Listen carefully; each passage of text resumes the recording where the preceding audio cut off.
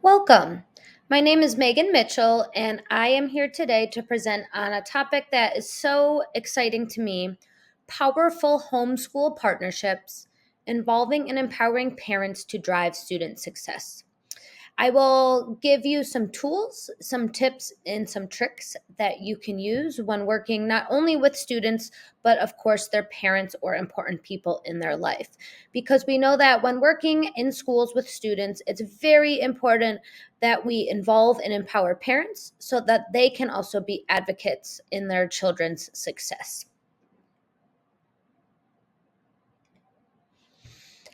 A little bit about me. I have been working with children in schools for quite some time.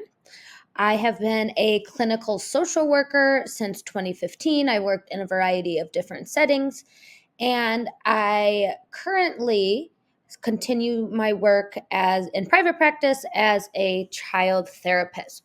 I'm originally from Michigan, but I have called DC home for quite some time now. I currently am a DSW student at SUNY Buffalo, and my interests that I'm focusing on in my work include technology, how we can incorporate technology into social work, how we can incorporate technology with our clients and into our practices, burnout prevention specifically for social workers and other helping professionals, and then also play therapy.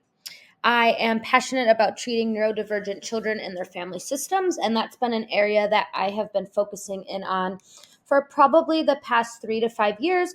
I actually went back to school to get my master's in special education because I saw that there was a big gap of needing to service neurodivergent children.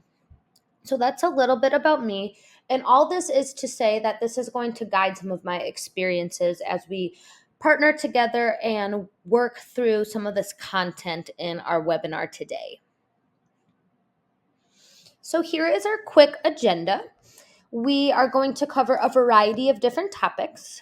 Part one, I'm going to give you an introduction and go over the learning objectives, some points that you will be able to take away from the webinar today. Part two, powerful partnerships. What do they look like?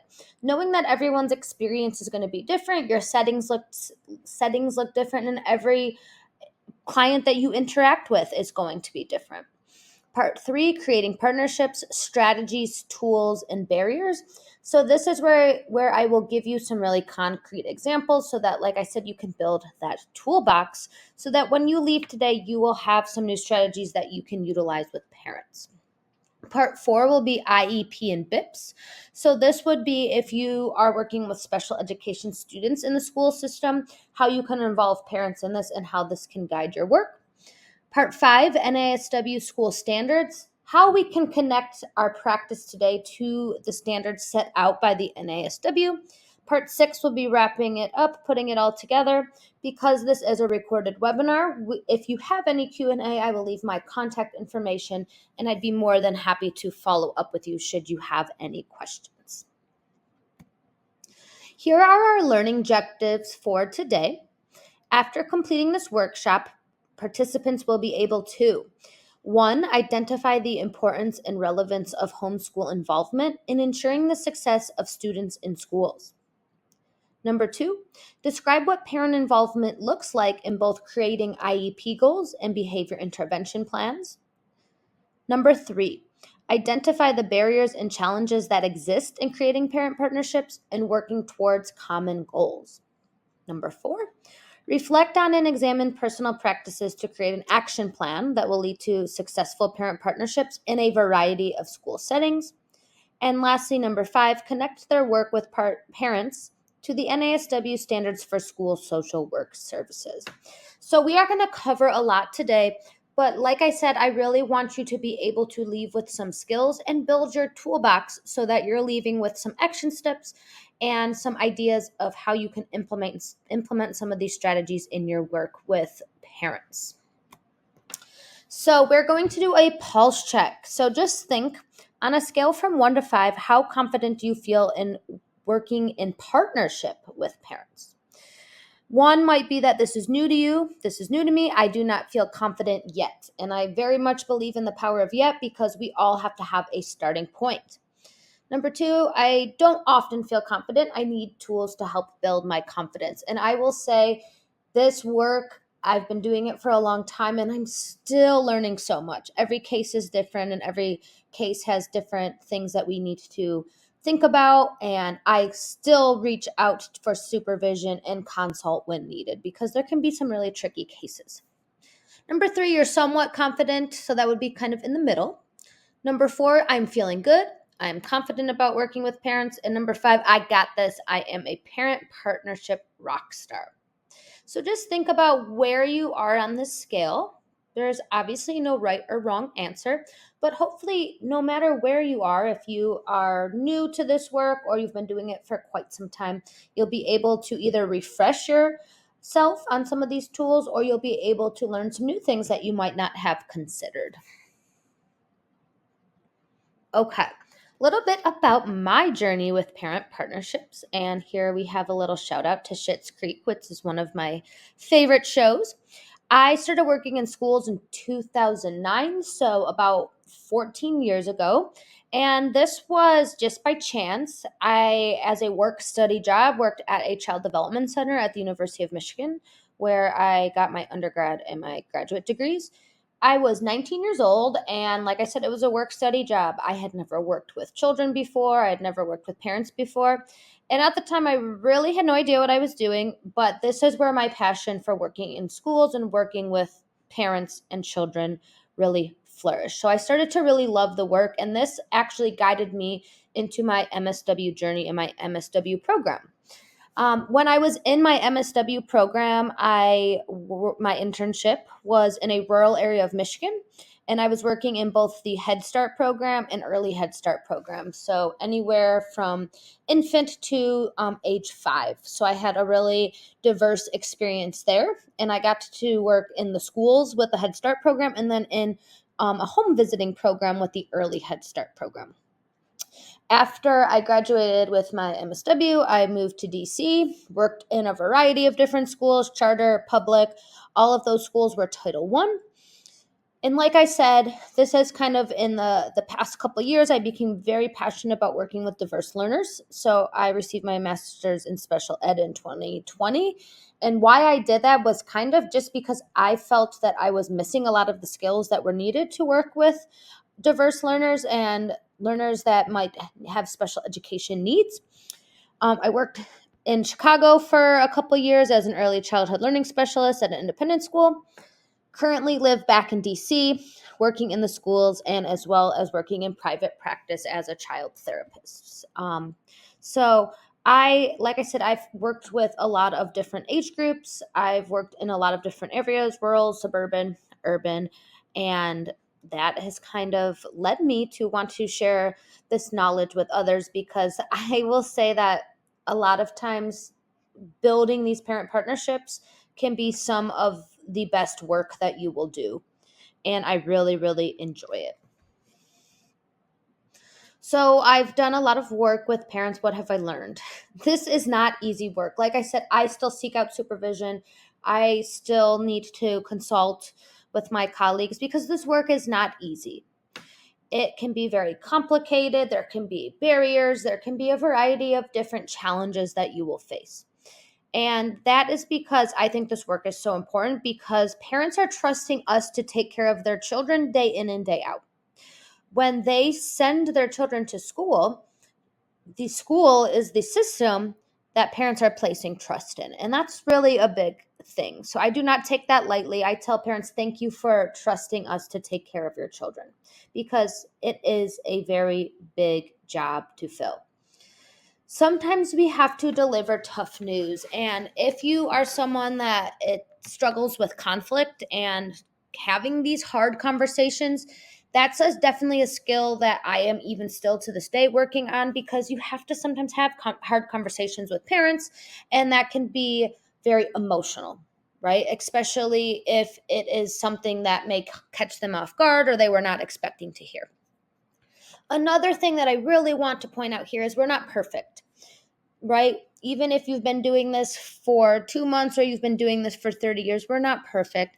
There'll be things and conversations we wish would have gone differently. So give yourself grace, understand that we are human beings and we are just trying to do our best with imperfect situations. Okay. So, what are parent partnerships? I want you to be thinking about this throughout our training today. What are they?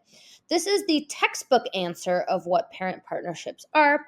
Family, school, community partnerships are a shared responsibility and reciprocal process whereby schools and other community agencies and organizations engage families in meaningful and culturally appropriate ways, and families take initiative to actively support their children's development and learning. Go ahead, read this, pull out what you think is the most important here. Some things that pop up to me is reciprocal process, right? You can't really be in a partnership if it's a one-way partnership. It needs to be reciprocal. It needs to be meaningful, and it needs to be meaningful in a way that is applicable to that family. What is meaningful for one parent will not be applicable or meaningful for another. And culturally appropriate, we will definitely talk about that, but that is going to be a huge factor that you want to consider. And this is my answer of what a parent partnership is. Parents or other important people who have a common shared interest in supporting the needs of a student inside and outside of school.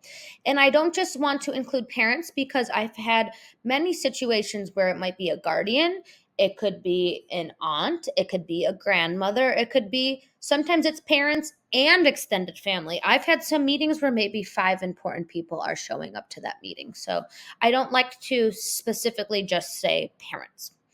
The practical answer, it's somewhere between that textbook answer and my answer. It depends. Each family is different, each student is different, and each partnership will look and feel different.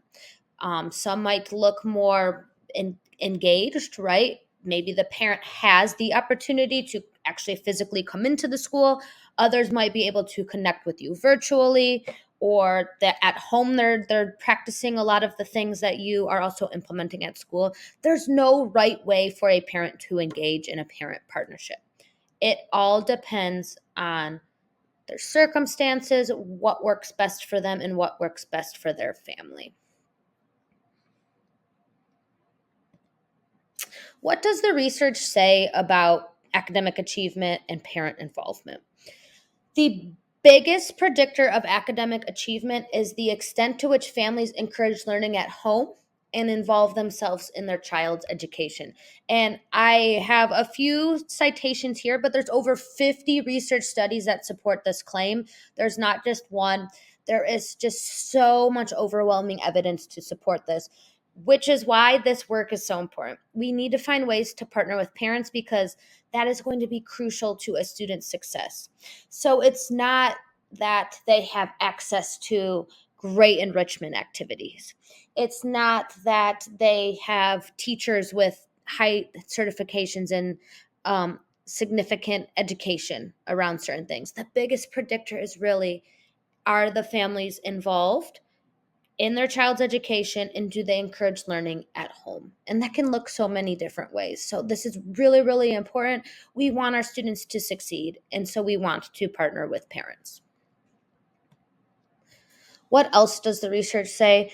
Students who have parents or family members who are actively involved in their schooling will show the following things: higher grades, higher test scores, greater social skills, better reported behavior, easier adaptation to school, and a greater likelihood of continuing into postgraduate education. So it is so crucial that we form this bond as early as possible.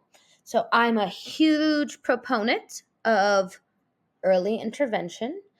I love early intervention. The earlier we can get families and children excited about school and build those partnerships, the better. Because, like I said, we have tons of research that shows that parent involvement goes a long way. Building your toolbox. Like I have said a few times throughout our training so far, I want you to walk away with some tools that you will be able to utilize in your practice. Even if you might not be directly working in schools, maybe you work with children. If you work with children, it is inevitable that you will work with our parents. So I want you to take a few moments here to do a self-reflection. So maybe you want to jot this down, take some notes. Self-reflection here. What's already in your toolbox? So what are some things that you feel like are some tools that you could utilize to work with parents? What tools do you need to refine? Is there an area that you haven't explored in quite some time, or you're feeling like you would like to dive a little bit deeper into that skill? What tools do I need to add? Is there any specific area that you are feeling like you'd like to take more training or learn more about? Any tools I can part ways with? I always like to include this one because if you've been practicing for some time, there might be some things that have worked and they don't work anymore, especially now with the COVID-19 pandemic. We have had to pivot in a lot of ways. So, some things that I would have done prior, I no longer do. For example, I do a lot of parent meetings virtually now, right? So, requiring that parents come into the school building, that is not a tool that I use as much anymore because we want to make things as accessible for parents as well. Just like any skill set, it takes time to build up your toolbox. So always be thinking about what tools do you have, what tools do you need, what do you want to add, and what can you part way with. Okay. We're going to talk about some communication strategies and ways that you can deepen your relationships with parents. So, communication is key. Without strong and clear communication, it's going to be trickier to form those relationships. So, we're going to talk about some skills that I think are really important and some things to think about when you're engaging with parents. The first is empathy. This kind of is the foundation, I think, of any therapeutic relationship, any working relationship, any relationship really that we have with other human beings. Empathy. Put yourself in the shoes of parents. Think about how they might react, feel, or act.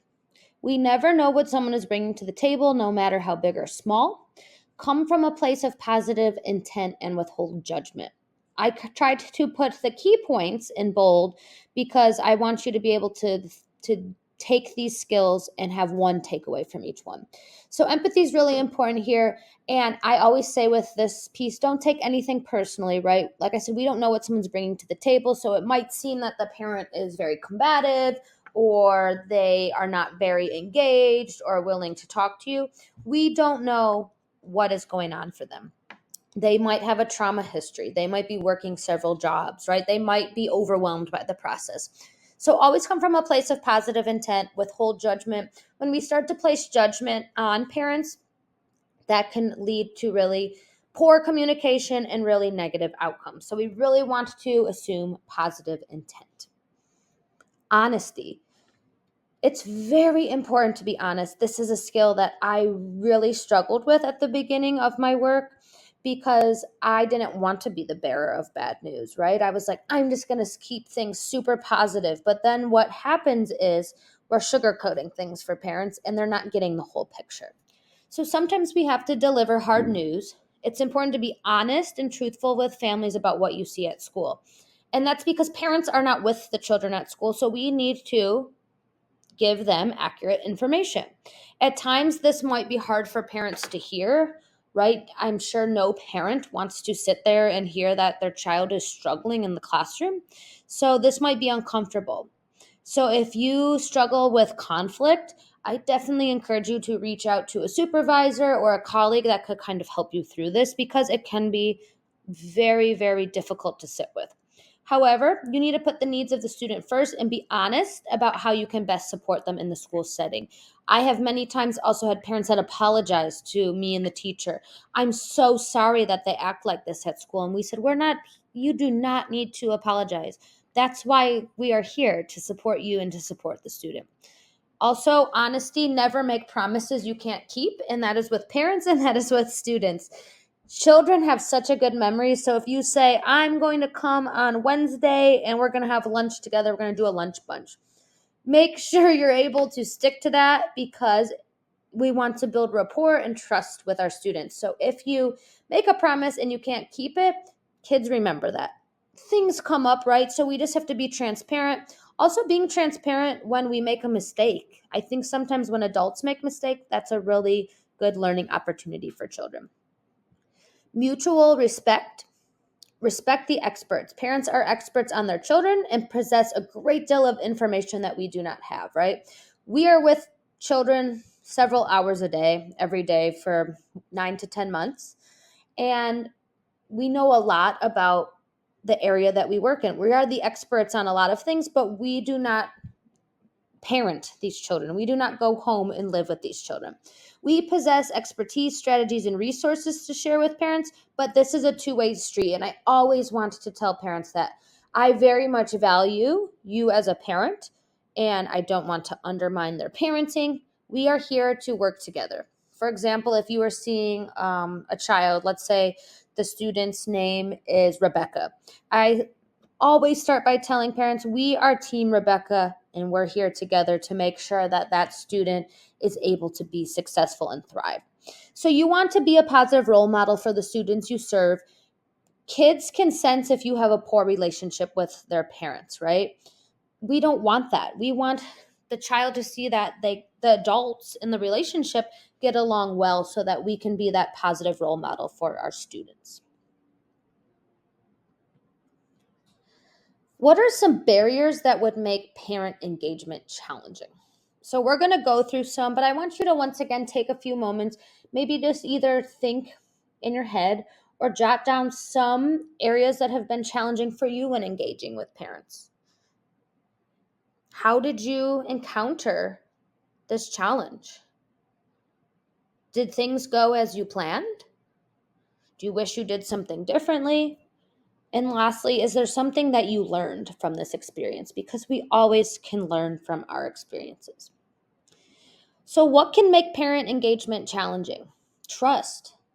It takes time to build trust. We need to think of the therapeutic relationship. We need to think of the helping process. What is the first stage in the helping process? Engagement, right? It takes time to build trust, and we have to put in the work. Some parents may distrust schools and school systems based on past experiences. This is something that I was totally oblivious to until I started to see it play out in some of my work. Some parents, school was not a very positive place for them. And maybe they were treated poorly or they did not have someone that they felt they could trust in the school system. And I've have even parents have said, I do not want to come up to the school because I am traumatized from my own experience at school. I had teachers that were disrespectful to me, and they could be bringing that with them as their child now goes to school. School was not always a welcoming place, and I will still preface this by some schools are still not a welcoming place. So it's our job to make sure that parents and students feel welcome. They might have painful or traumatic experiences with the school system. So we need to help find ways to show our intention, our positive intention, and earn their trust. And trust is something that is earned. It's not just something that some people easily will give. So just remember that sometimes this information might come out years down the road. I've been conducting social histories with parents, and they sometimes disclose their own traumatic past, right? They might have not gotten the services they needed, or I've had some that didn't have anyone that even followed up and they were not able to succeed at a high level in the school system. So just always, this kind of ties into empathy. Put yourself in the shoes of the parent and help them build trust with you. Always can have a fresh start. Language. Don't assume English is a preferred first language. We know that the United States is very diverse. There's very many diverse languages and experience and cultures that our clients bring to the school system. Ask what the preferred language is. Do not assume that even if they present as if they have strong English skills, don't just assume, because they might feel more confident in another language. If a translator is needed, make sure that parents have that access to that resource. Make sure documents are sent home and translated in the home language. I cannot tell you how many times this is something that I know a lot of school districts can do better. Everything goes home in English. Some parents don't know how to read that. Some parents may seem or be perceived as being disengaged, but they might truly not be able to read the information that is sent to them because English is not their preferred first language or the language spoken at home. So it is so important that you are able to get to translation services if needed. Check with your district about what that looks like. I know there are sometimes language lines that you can call and you can access to help break down that language barrier. Access. Not all parents have access to schools. They may live a far distance, right? They may rely on public transit. They may rely on family members to take them to schools, or they might not be physically able. They might have a variety of different challenges that make it difficult to come to school. So we need to eliminate these barriers for parents. I think a great thing that has come out of virtual schooling is the ability to connect via Zoom. This has made access a lot easier for parents. So if they don't want to come attend in person, maybe we can give them other options. Or if they would like to come and they don't have the funds, maybe you can set up a carpool, public transportation, find ways that you could help support them. Provide options for phone or video calls when possible.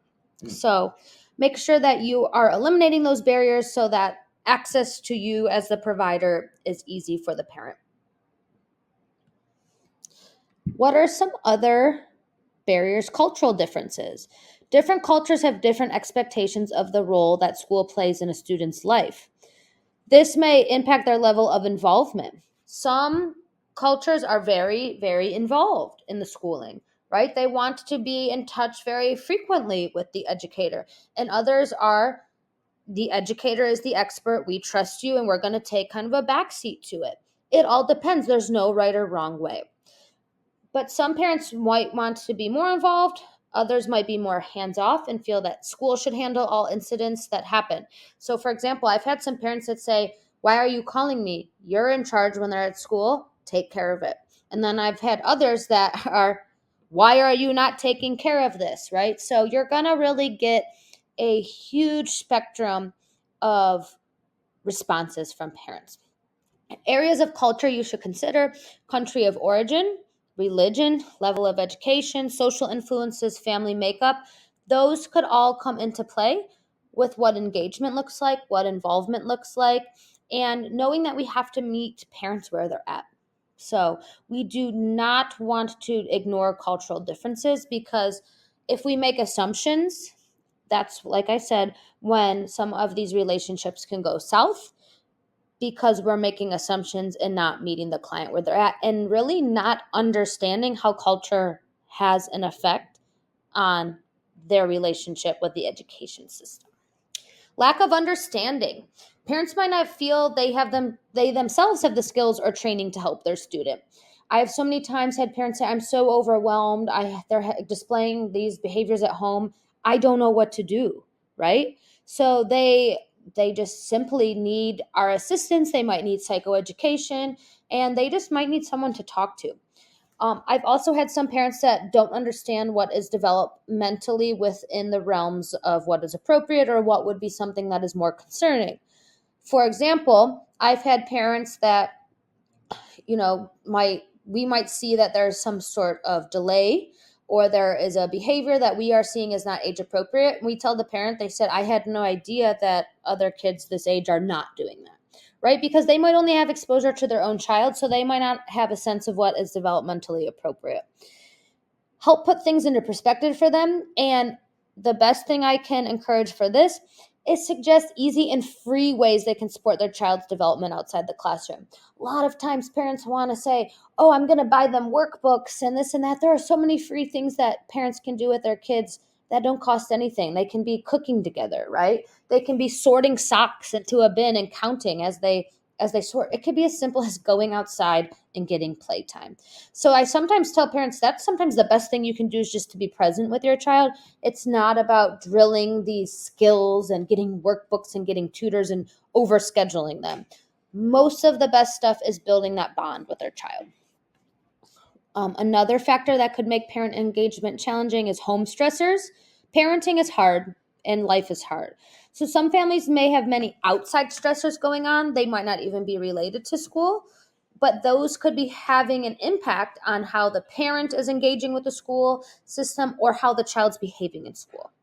This goes, like I said, for both students and parents. We need to consider Maslow's hierarchy of needs. So always be thinking of, right? I tell my teachers when they come and they say, this child's out of control. I don't know what to do. I don't know how to help them. And then they go on to tell me that the parents just got a divorce. They have housing insecurity and the mom is working multiple jobs. And I say, we need to just make sure that the student is at school and feels safe and supported. Sometimes we cannot assume that they're just going to be available to learn at a high level when their basic needs are not met.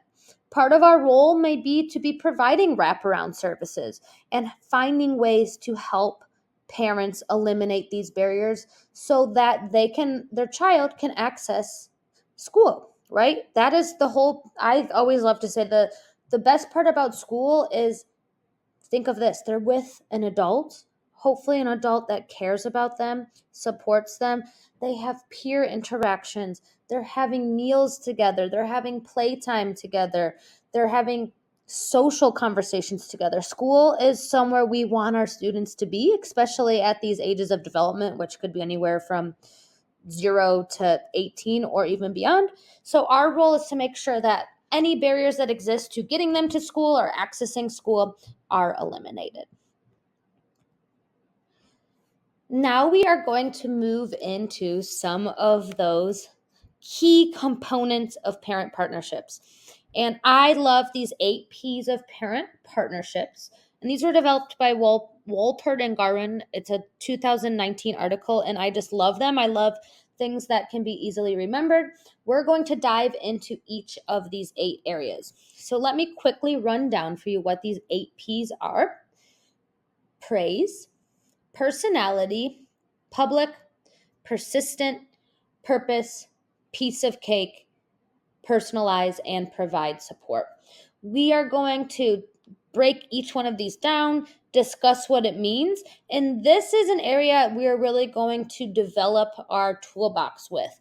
So go ahead, take some time to read these 8 P's of parent partnerships through again. Is there any that you are thinking you would like to do more of? Any areas that you think that you're like, I have no idea what that is, I'm curious about?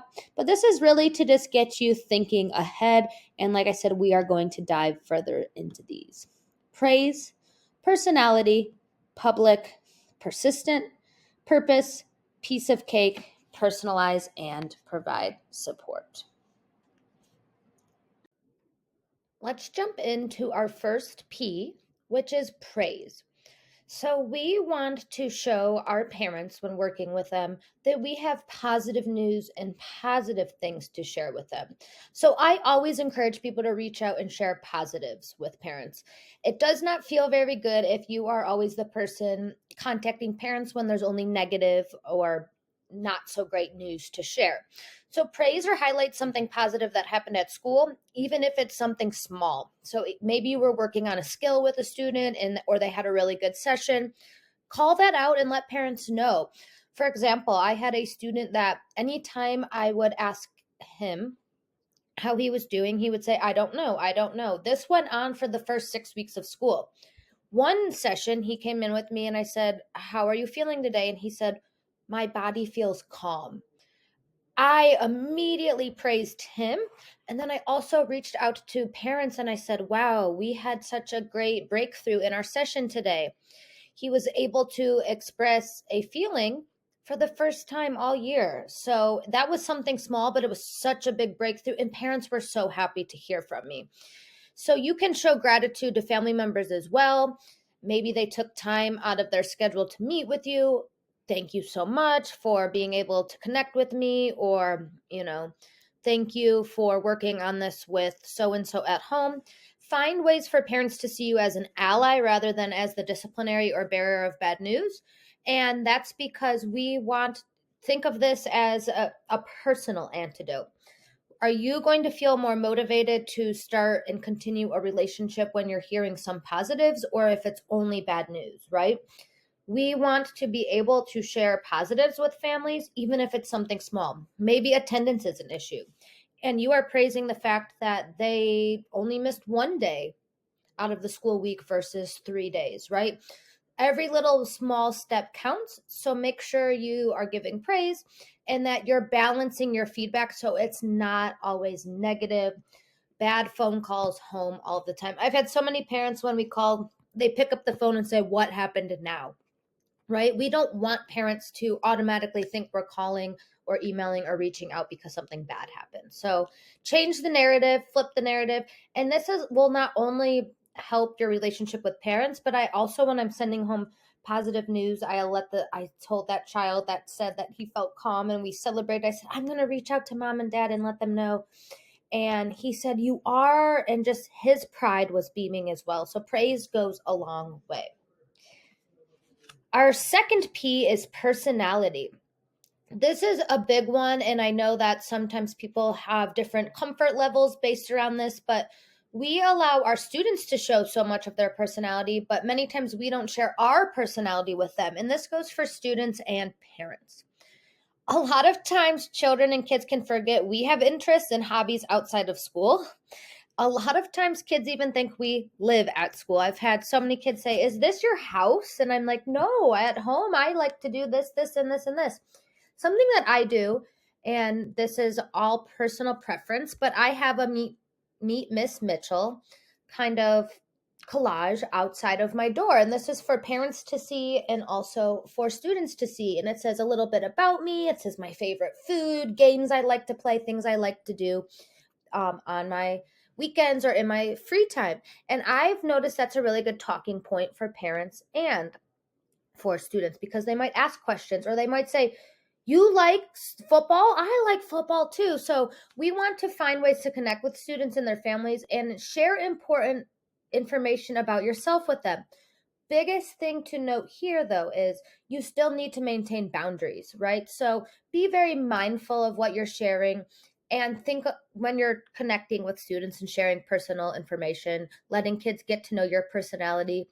Why are you sharing it? Is there something that maybe gives too much information into your own life? So maintain boundaries. That's really important.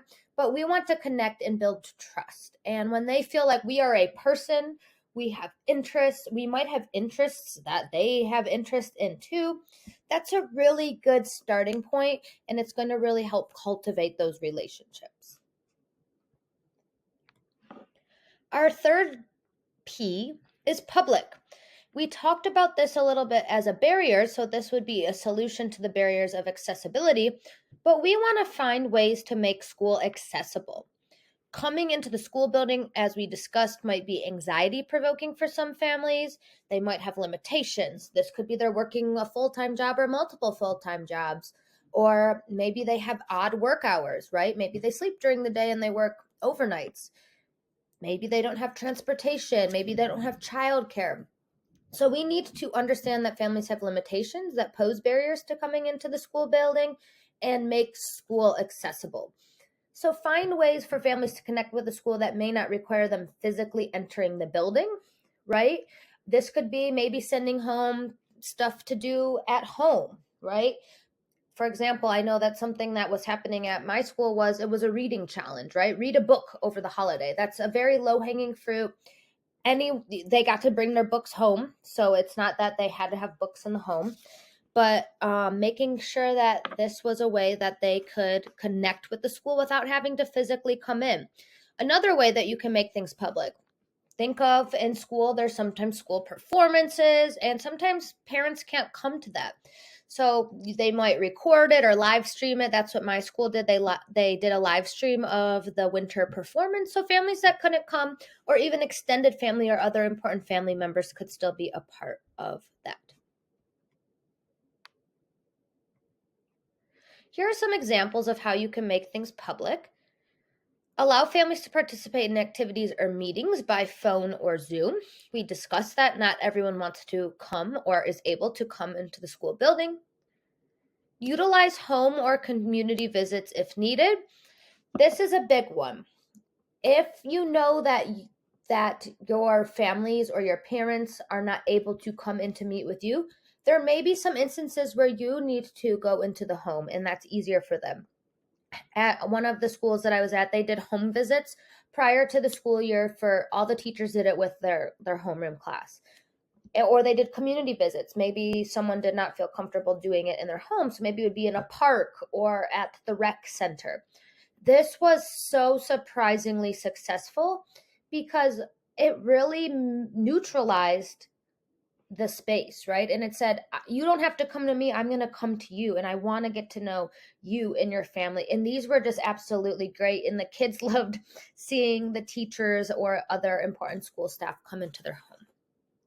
Host school events outside of the school building. So maybe you're going to host a meetup in the park or the playground or a community center. Things that bring together that community that don't always require that they come into the school building.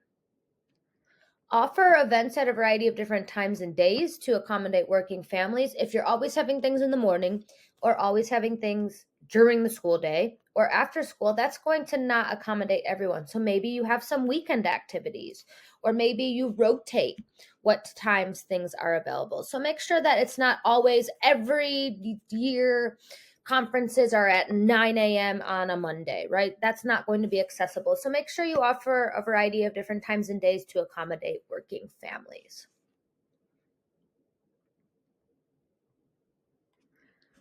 Our fourth P is persistent. Different ways on different days. That is one of my favorite quotes or sayings when it comes to persistence with families. You might feel like you are constantly hounding or trying to get in touch with certain families, and some are going to be easier to reach than others. But we need to try different things on different ways on different days, which basically means be creative and don't give up.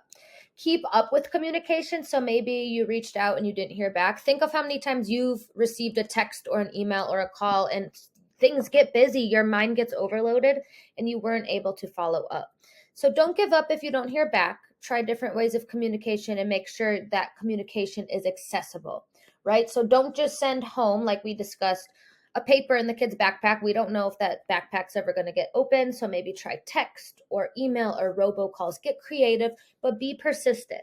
Even if we don't hear back directly from families, don't assume they aren't hearing what we have to say. And I have an example I wanted to share with you all.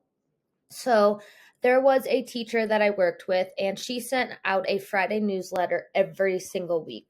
And she was getting so frustrated because she said, I really put some things in there that I want certain parents to read, and they were activities they could do with the kids. And she said, they're not reading it.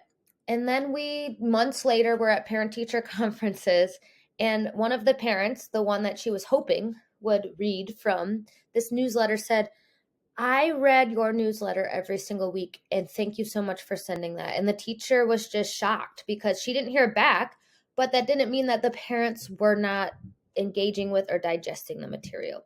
So even if you don't hear back, don't assume they're not hearing what we have to say. Persistence helps, right? That parent looked forward to that newsletter every Friday afternoon.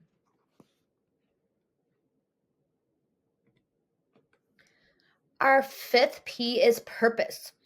This one to me is so important, and if you have worked in schools for any length of time, you will definitely understand what I mean by this, but explain why you're doing something and make your intentions known. So a lot of times school districts yearly, it seems like, have new initiatives, and it's like, we're now going to roll out SEL. Now we're going to roll out restorative justice, and it seems like every year there's a new initiative. So it's important to explain why you're doing that. Which often I, as the educator, as the social worker, am wondering, why are we doing this? So it's really nice to be in the know and understand what the purpose of something is. If you're using a certain modality or program with students, so maybe you're using zones of regulation or coping cat or CBT or social skills groups, explain to your parents why you chose that, right? We use evidence-based practices for a reason. So our why is very important. How are you going to utilize this with the student, and why does that benefit the student? Why did you choose this particular modality? What specific skills will this target?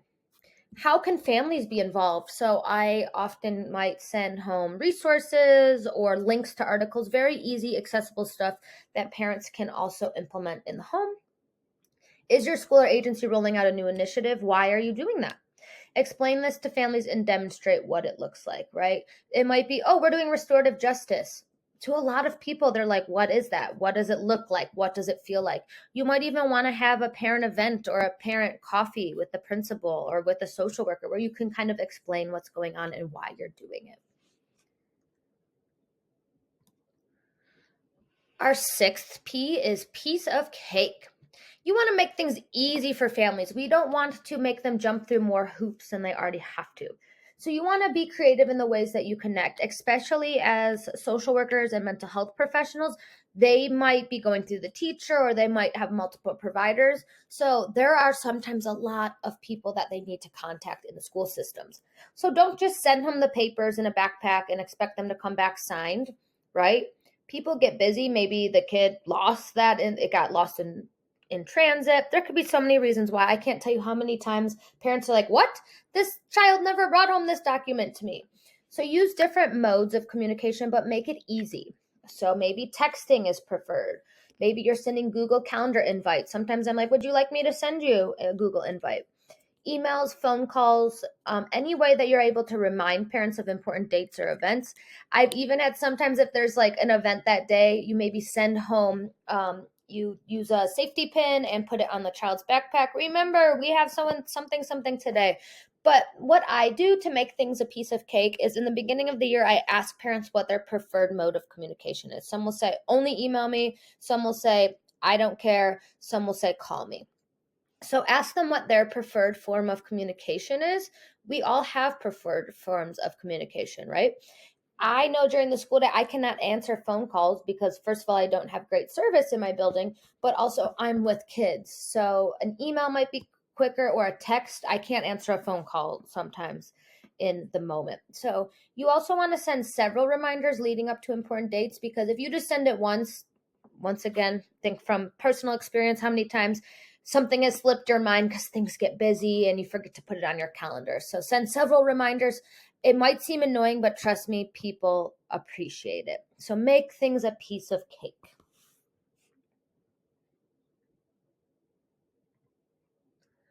Our seventh P is personalize.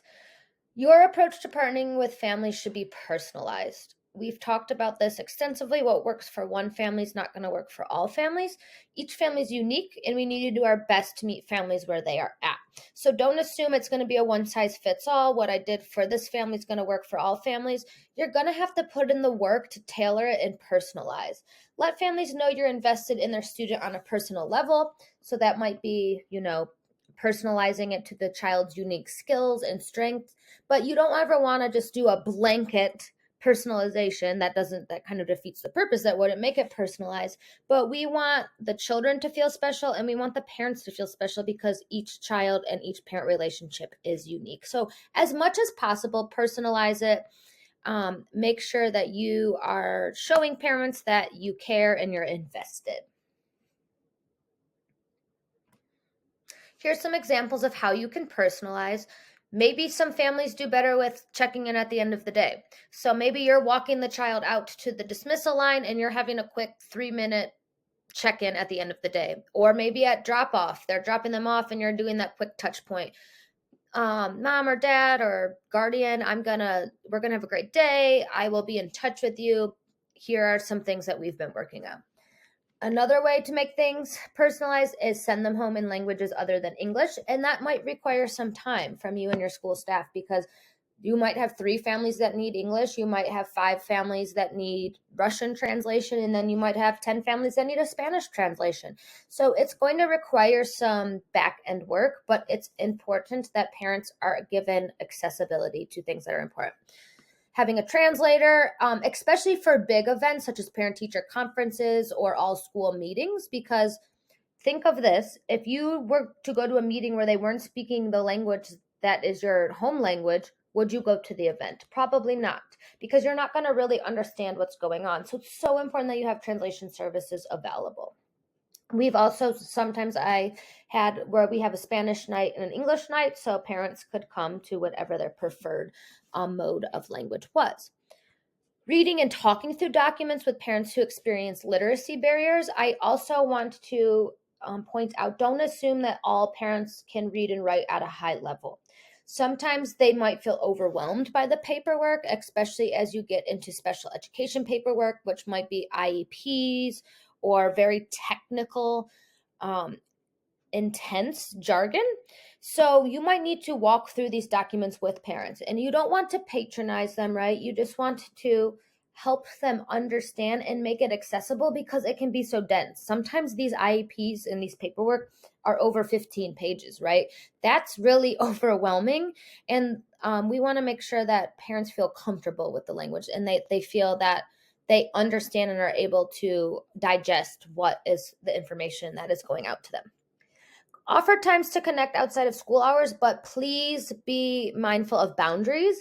So if you are always doing outside of school hours, think of what precedent that sets. Maybe you once a semester do outside school hours, like maybe an hour after school. Please, please, please set your boundaries and keep them, because you do not want to be working all crazy hours. You don't want parents reaching out to you at inappropriate times. So make yourself available outside of school hours if that works for you. I'm not saying do that at all times, but there might be some days, or maybe there's a day school kids are off and you can offer different hours that you wouldn't be able to offer because you don't have students that day, right? Or sometimes I say I'm able to offer an after school appointment, but only until 30 minutes after school, right? So within reason, I do not want you to set the standard where you're taking calls and meeting with parents at many times outside of school hours, because that is a slippery slope and we need to protect our boundaries, and our working time is important as well. Our 8th P is provide support. We've talked about expertise. We have expertise in mental health. Some parents do not. That's usually why they are reaching out to us for assistance. Our role is to support students and their families to improve overall functioning and make sure schools are a safe haven for curiosity, creativity, and learning. We do not want students to despise coming to school or not feel safe at school. We need to be those support points within the school. We need to be in touch with our students, and we also have to have good relationships with parents so they feel comfortable reaching out, as well as teachers and other support staff. We want to have a pulse on what's going on with the students. We want to be able to go into classrooms and provide certain lessons or certain topics if that is what's needed. But ultimately, I tell parents, my number one goal is to make sure your child finds school a place where they feel supported, they feel loved, and they can be curious, creative, and that we can help them promote learning, right? That is what would be the most ideal thing, knowing that that's not always the circumstance, and we have to problem solve, we have to troubleshoot, and sometimes we are providing wraparound services or referring out to wraparound supports or community supports to make sure families and parents are getting what they want. Going back to what we touched on at the beginning, practice empathy. Be there for parents and students in whatever capacity they need, right? There might be some families that need daily touch points. There might be some that you need to do home visits. It's just going to really depend on what the circumstances are, but please try to remember that come from a place of empathy. We are all on the students team together, and we want to provide support so that school can be accessible and a place that children look forward to each and every day. So now that we've gone through these 8 Ps, I'm going to read them again for you, but we're going to do a little bit of a pulse check. So at the beginning of introducing the 8 Ps, I said, which one are you curious about? Would you like to know more about? So now we're going to do a quick pulse check. This is just checking in with yourself. Of the 8 Ps, which of the following are you going to focus on in your work with parents? Maybe this is something that you're like, I struggle in this area and I really want to commit to it. Or I sometimes tell people maybe each month you're picking a different P and really, really, really honing in on that. So remember, our 8 Ps are praise, that was sending positive news home; personality, connecting with parents, connecting with students to let them know a little bit about yourself, some of your interests, getting them to know you a bit better. Public, we want to make school accessible. We want to make activities easy to access. Number 4 is persistent. Different ways on different days. Don't give up if one form of communication has not been successful.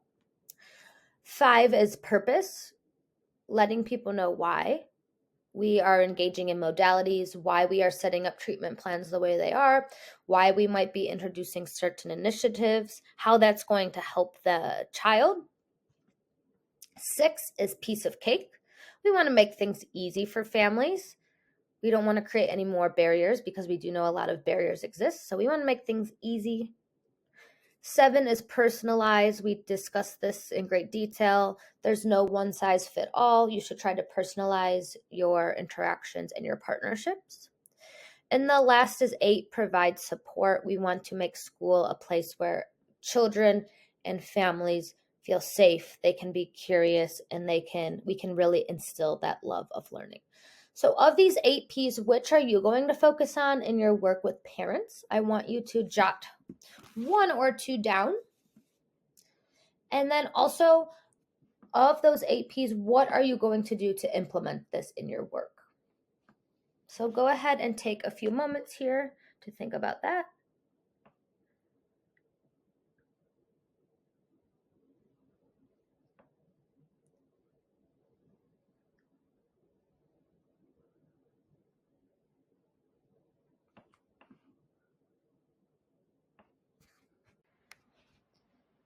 Okay, let's talk about difficult conversations. Whether you've been doing this for a short time or you feel very confident, you are an expert in this area, you are bound to have difficult conversations with parents. So, how many of you have had a conversation not go as expected with a parent? Maybe the parent left upset, maybe you left upset, maybe you left feeling like nothing was accomplished. Every time I poll people, the answer is always 100% of people have had to have a difficult conversation with a parent. And this can be because there's a lot of different ideas being brought to the table, right? We don't know, like we discussed, what kind of day that parent's having. We don't know what outside stressors are. We might be having a bad day. We might have some outside stressors. We are human beings at the end of the day. So conversations can be challenging. And I will say there are going to be some parents that these conversations are more difficult. Each parent's on a different journey, so some might be very open to hearing what you have to say, and others might be on a longer journey. Some partnerships may take months or even years to foster, and I always like to give examples. I had a student I was working with who we had some developmental concerns for, and the mom, throughout maybe a 2-year span, just kept saying, he's going to grow out of it. It's fine. I'm not worried about it.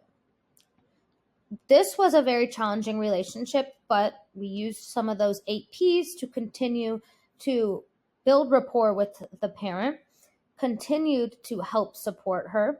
And by the time the child was in 4th grade, so this had been going on for several years, the mom was able to come to the table and say, I understand there are some delays and I'd like to get my child help. That was a relationship and that was trust that needed to be built over several school years. So I just want to remind you that sometimes it's a longer journey and that's okay, but we just always have to keep the student at the center of our focus. And I do want to say one difficult conversation is not the end of the road. So if a conversation goes not as you expected, or the parent's very upset and you feel like they're never going to trust you or the system again, continue to utilize the tools that you have, because we want to make sure that we do not stop when we have one difficult conversation or one conversation where the parent left upset. We still want to let them know we're here to support you. We're here to support your child. Let the parent know you're on this journey together as partners. I always, like, if we are in elementary school, I say, we could be together for several years. If they're in middle school, that's 2 or 3 years you're together. In high school, that's 4 years. And I always like to tell parents, I'm going to be in your child's life for a short time, but you hopefully are going to be in your child's life forever. So we are just having these conversations to build parent toolboxes too, so that they can be advocates and help advocate for the needs of their child as they continue on in their schooling journey and into adulthood. Now we're going to move kind of into a more specialized area of today's training, and that is IEP and BIPs. So if you work in a school district, you may be responsible for writing and implementing IEP goals or behavior intervention plans. So what does an IEP and BIP stand for? IEP stands for Individualized Education Plan, and this is usually given under special education services. Like I said, sometimes social workers do this. It depends on the state, it depends on the district, it depends on the level of licensure. And then there's behavior intervention plans. And parents may not be an expert about special education or behavior, but they are the expert on their child, and we should always give them the right to have a seat at the table when discussing the special education needs of their child. So IEPs, remember, those are individualized education plans, and these would be given to a student who has a suspected disability and they need certain services or goals to help them access the curriculum. So how can we solicit parent feedback and get parents involved in this process? If you have a caseload where you have children that are on IEPs and you are servicing behavior goals, what I do is I have parents fill out a communication form and student interest survey at the beginning of each school year. That is to let them know I want to start to have this conversation early on, and I want to come together with them to partner. So I will either have filled this out, some send it back, some are like, let's discuss it over the phone. I give them a lot of different options. But I will say this, IEP meetings, which are usually run by a case manager or a special educator, they can be very, very technical. There's a lot of terms that can be very difficult. It's hard even for people in the space to know the language. So it can be overwhelming sometimes for parents. So we know that it can be time consuming, it can be overwhelming. We want to ask parents throughout if they have questions or need clarification.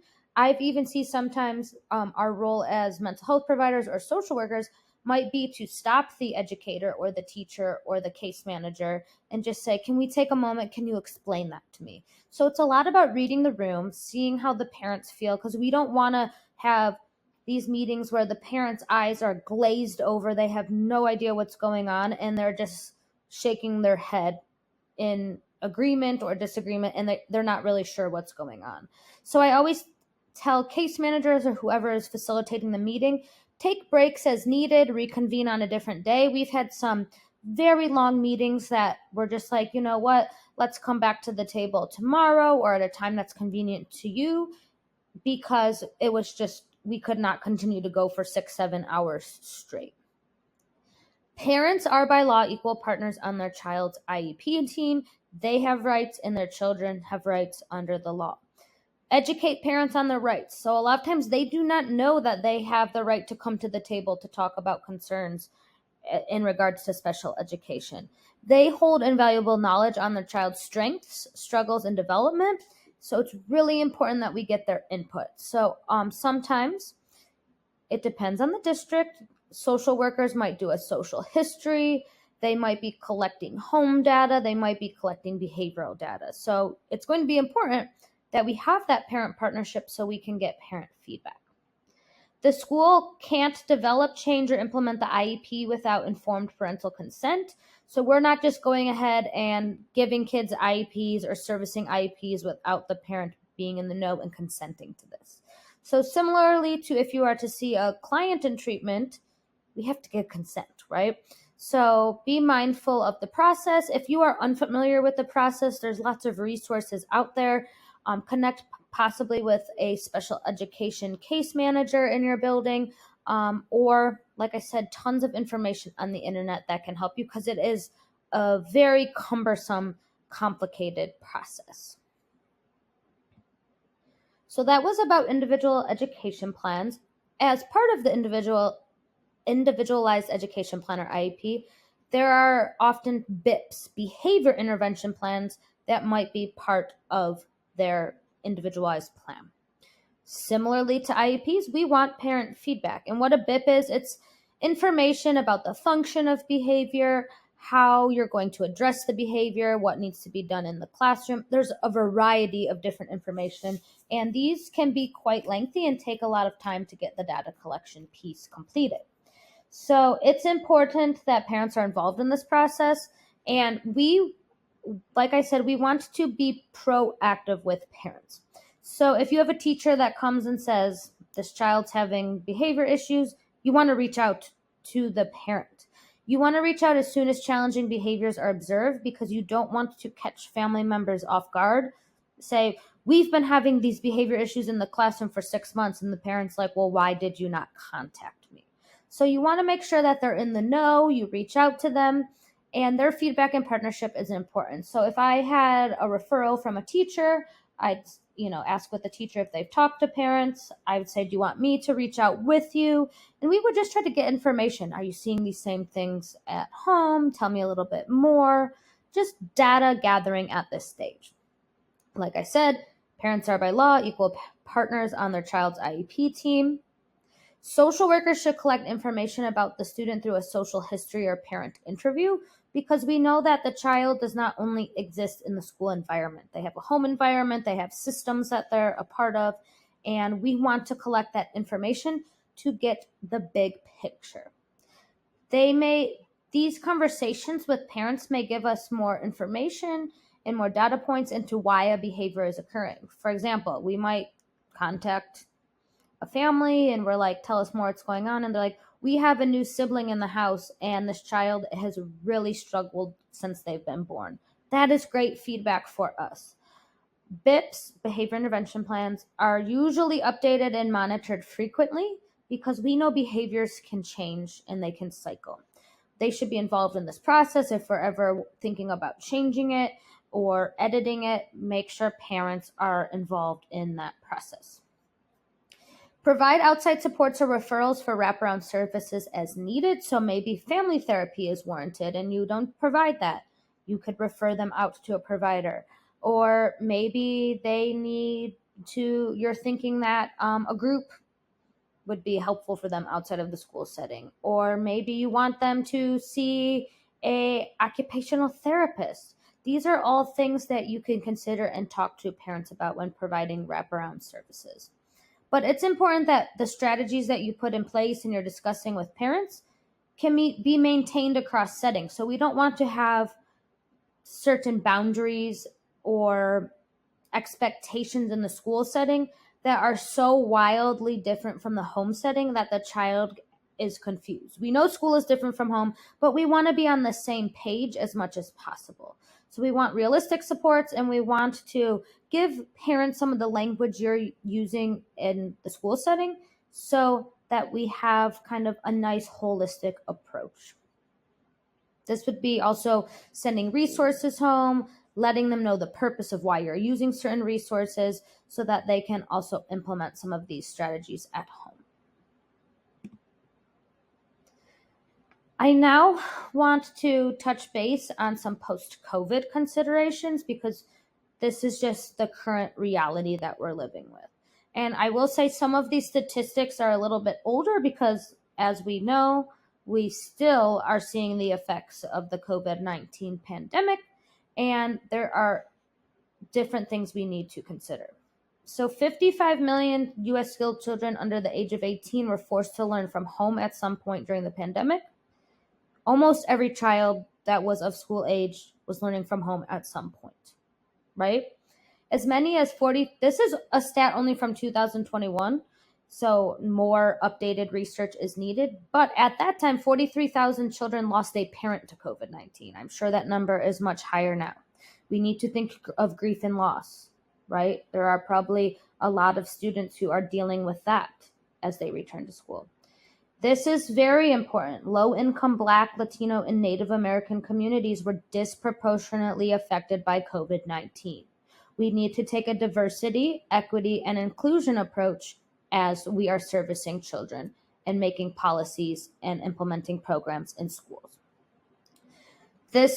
I hope that all students have returned to in-person learning, but we don't know about immunocompromised or people's circumstances. But some students hadn't been inside a school building since March of 2020 for in-person learning. So there was a large gap of being isolated, being at home. Most kids are back in school, but there are some circumstances where, due to immunocompromised health situations, where they might still be learning virtually or in a hybrid situation. There's still many unknowns about the long-term effects COVID's had on learning. I think we're starting to see social skills are a big area that children need help in. Self-regulation is a big area that children are struggling with.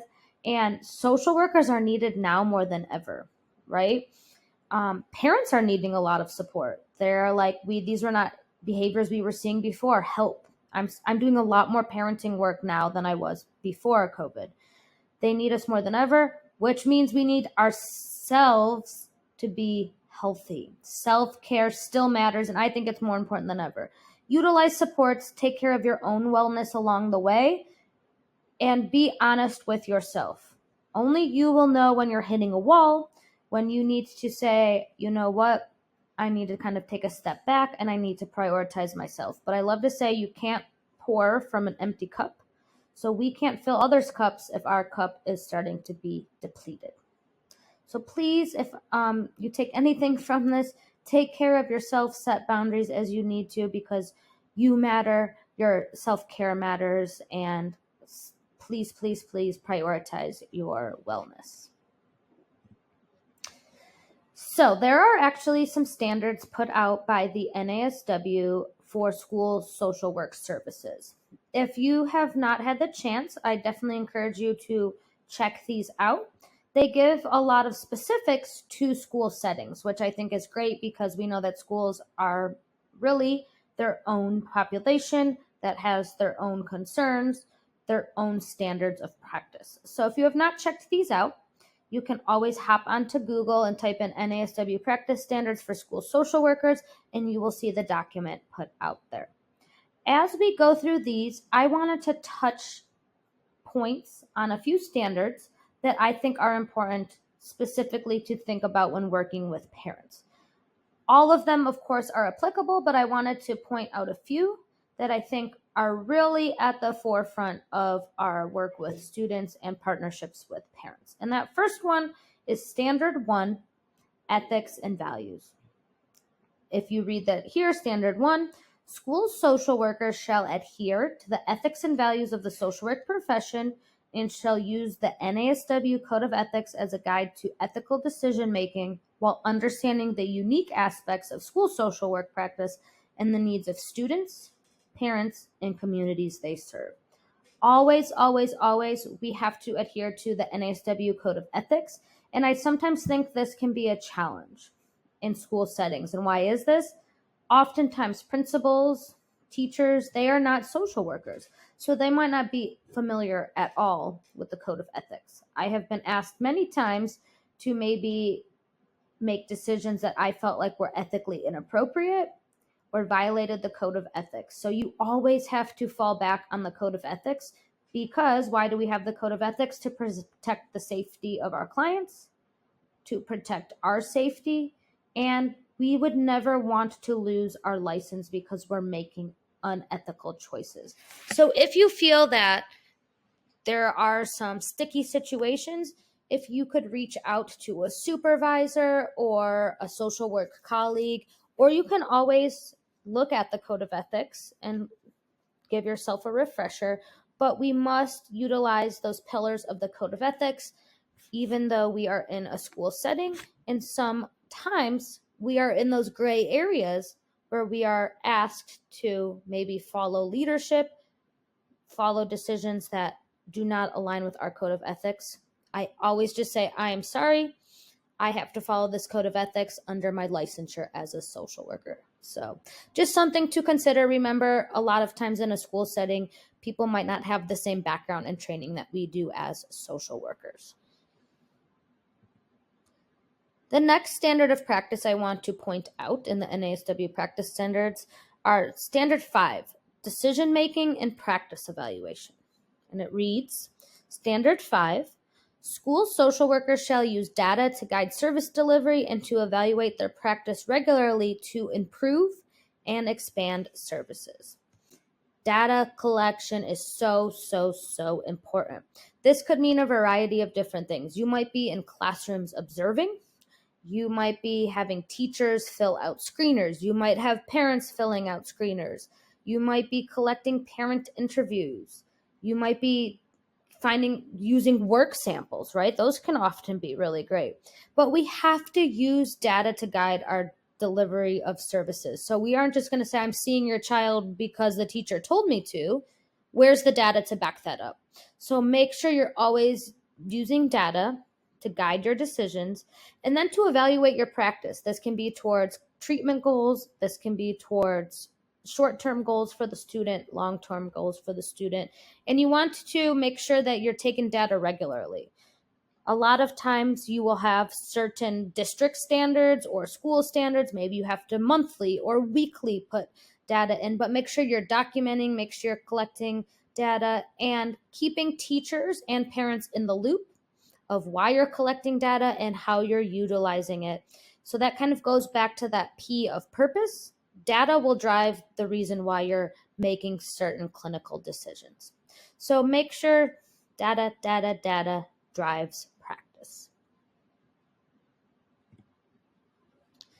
The next one I want to point out is Standard 9, Cultural Competence. And Standard 9 reads, school social workers shall ensure that students and their families are provided services within the context of multicultural understanding and competence. I do really want to emphasize how important this is. This was added into just the overall NASW Code of Ethics with the last revision. Cultural competence is so important. But I do want to say you do not need to be the expert in every culture. We do not ask that we are the expert in other people's culture. But you need to understand that there are certain cultural beliefs that might shape decision-making, shape behaviors, and we need to be respectful of that. So if you do have a client that has a diverse background or a background that's different than your own, make sure that you are being open, asking questions as needed, and not making assumptions. That's the biggest thing I can suggest. And it's okay to ask questions. If you're not sure how their cultural beliefs play into things, you can ask. You don't want to make assumptions, because when we make assumptions, that's when we get into some of those situations where we are probably making the wrong assumptions, we're offending clients. So cultural competency matters. And sometimes this might be us educating other people in our school building about how cultural competence plays into education. Because sometimes teachers, educators, principals don't have this knowledge. So I would definitely encourage you to understand the population that you're working with, right? Survey. Who are the students you're working with? What are their backgrounds like? What are their cultures like? It's really important that you have a pulse on the students in your building and the diversity that they bring to your school settings. I know that was a lot of information presented, but I want to give some next steps and kind of tie everything together.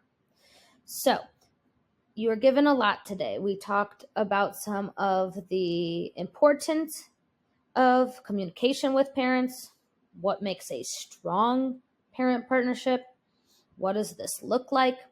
So then from there, we moved into the 8 Ps of parent partnerships. And this was really an area where you could build your toolbox on some skills and some strategies to utilize with parents. We talked about difficult conversations, what you might do in those kind of difficult moments or if conflict arises. And then lastly, we talked about IEPs, BIPs, and some of those NASW school standards. So there was a lot of content that we covered in the last hour and a half. So I want to wrap things up and give you some next steps as you leave our training today. These are some action steps to help you as you continue on with this amazing work you're doing with parents. The first is take time to self-reflect. So in the next couple of days or over the next couple of weeks, take some time to take a step back and reflect on your current practices. How do you feel after this content was presented?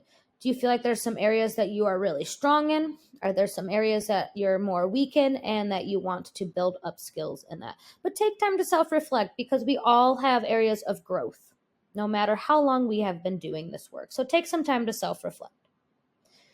Back to that toolbox. Build and refine your toolbox and continue to do so. Continue to add to your toolkit. I encourage you to maybe find other trainings that are going to help you add to that toolkit. Maybe you are really seeing a lot more students are struggling with emotional regulation. Maybe that's an area that you will look for more trainings in. Commit in the next month or so to adding one new skill to your toolkit. What will that skill be? And lastly, put it into action, right? We can talk about these things, but we want to make sure that we're bringing this knowledge that we have and putting it into action in our school buildings. So test out your new tools to build powerful parent partnerships. So I want you to take a few moments to give your biggest takeaway from our training today. What is one point you would like to commit to in your work, or something that stuck with you as we went through these different strategies, tools, information today? So go ahead, jot that down on a piece of paper. What is your biggest takeaway from today?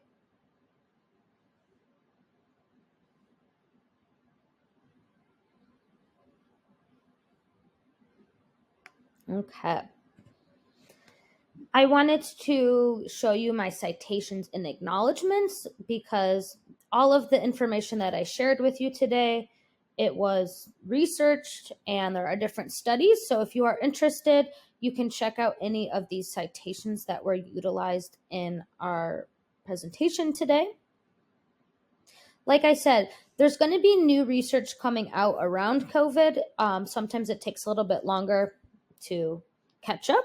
So I'm sure there's going to be more information coming out about those post-COVID considerations. So pop around the internet, find out a little bit more about some of that current research. And I wanted to share with you some awesome resources that I think would be important. And one that I love is Edutopia. So Edutopia is amazing. If you've never heard of it, definitely give it a look. A lot of the ideas that I get for working in school systems are found from Edutopia, and it's like a rabbit hole of knowledge, right? You get in there and you can find so many awesome things. So I have links here to two that I think are really great. One is on parent partnership and education. Very good refresher of everything that we went over today. And then there's a whole section on family engagement, ideas of how you can get family members involved. And then there's a variety of other things, right? There could be social emotional lessons, mindfulness lessons, evidence-based practices. You could spend hours upon hours with Edutopia. So I definitely encourage you to check it out. They always have educators, people actually working in the field, contributing to their website. So give it a look. I think that you will find that it's a wealth of knowledge. But like I said, I linked here the two resources that I think are most applicable to our training today. But check it out. I love it. I cannot recommend it enough. If you have any questions that you need answered or anything that comes up for you, please feel free to contact me. My contact information will be on the next slide. You can email me at agentsofchangeprep@gmail.com. In the subject line, just tell me that you are interested in a follow-up from our Powerful Partnerships webinar. You can follow me on LinkedIn. There is my website, and I have a YouTube channel with tons of social work information that you can utilize as well. So if you have any questions, please feel free to reach out. Make sure that after this, you are filling out your evaluation and that you are also taking the post-test quiz, because that's how you're going to get your CEUs. So if you have any questions about that process, email agentsofchangeprep@gmail.com and we will get to you for that as well. But we want to make sure you get your CEUs, so make sure you're doing your follow-up 2 steps of the evaluation and the post-test to get credit for that. I hope that you enjoyed learning a little bit together today, and I plan to have many more CEUs in a variety of different areas, so come back and check those out.